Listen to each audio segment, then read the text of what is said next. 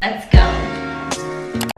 Hey, it's me, Karina. Welcome back to my Amazon FBA channel. I wanted to share with you one of the stories that happened to me when I was first launching my Amazon FBA product, when I was first starting out. And the reason it's relevant to you is because many of you are not taking the full action to launch your Amazon FBA products, and that could really set you back. I know there are a lot of factors that go into product research and actually launching a product and actually becoming profitable. And sometimes that could be overwhelming because you're focusing on so many things. You're focusing on first finding the right product, and even to do that, it has to come with certain parameters. The reviews have to line up, the price has to line up, it has to do enough revenue, so there has to be a demand on it. There's just all these factors that you have to look for. Plus there's further things such as searching for patents and making sure you can actually add value and differentiate your product, and that could be a lot. And a lot of people tend to get stuck at even the first stage of product research, and it can get frustrating.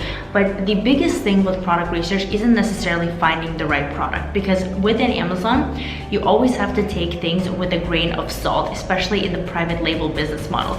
Yes, you can follow all the parameters, but when you really look down into it, there are opportunities all over the place, left and right, and so many products that you can find, because there is potential to differentiate, there's a potential to bundle, there's always a potential to add value.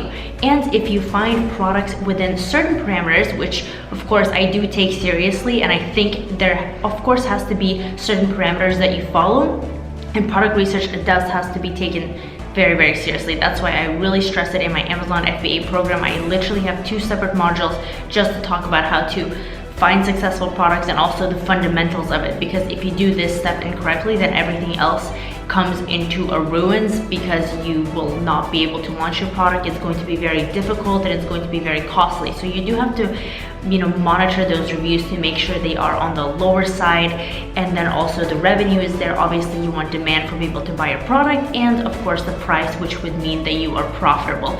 And certain parameters do have to be understood. And by the way, if you are having a difficult time with the product parameters, I do have a guide that I created just for you that you can click and download below, which will give you really helpful guide on what to enter in when you are doing your product research, if you're stuck, or if you just want to try out new things. That will really help you get traction in doing your product research for private label. However, what I do want to note is that not everything needs to be taken seriously. If you don't follow those parameters to the T, you can still find winning products, and you still have to kind of explore the opportunity and not say no. So a really interesting thing that happened to me is when I first started Amazon FBA, I found an initial product and it looked like a total winner. I thought that I would be doing around 30,000 a month with this product, and it looked great. The reviews were low, it looked like a good market, all of the above.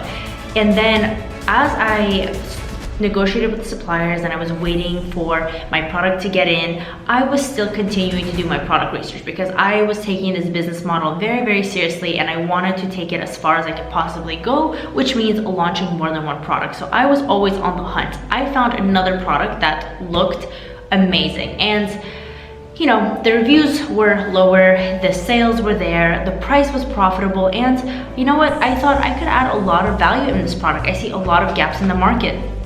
And when I actually started to do my research deeper, I actually discovered that there was a pending patent for the product.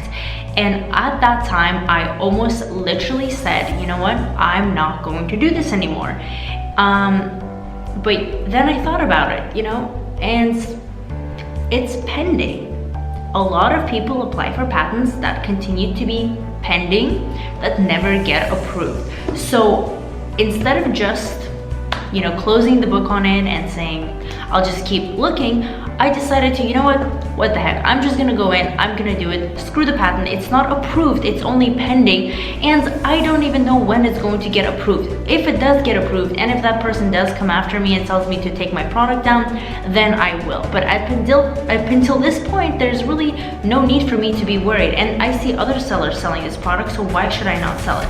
And guess what? It's been over a year and a half, and there is no patent for the product, and I have built a legitimate brand from that first beginning product, and I would not have had any of that. Oh, by the way, the first product that I told you about that I with a 30K a month winning product, that one failed within the first few weeks of me launching it. So if it wasn't for this one that I took a chances on, I would not have a successful product or even full-on Amazon brand filled that is literally structured around that one winning product that I found. And there's a lot of things like that. Of course, I'm not saying by any means go and ignore all patents. I'm saying do your due diligence, do your research, and just because you see a few roadblocks, that doesn't necessarily mean just steer the other way and completely ignore the product. That's not a good way to approach it, because you're going to be missing out on a lot of opportunities if you do that. So you really always have to look at all sides and see what ways can you do to make it better, to make it successful. And by the way, with that patent too,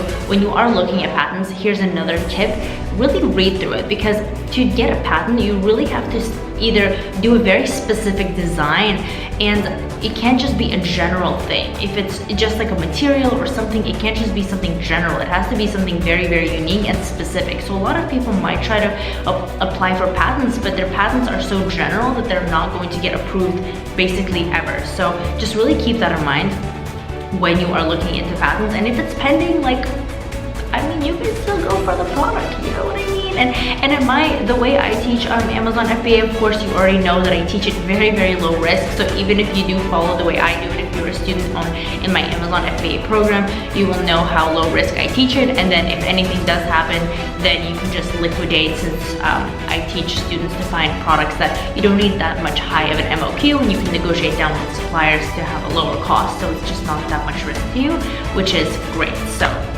anyways, that's my story for today. I hope that you're having an amazing day. All the links, including the guide for product research, is down below, and I will see you in my next video.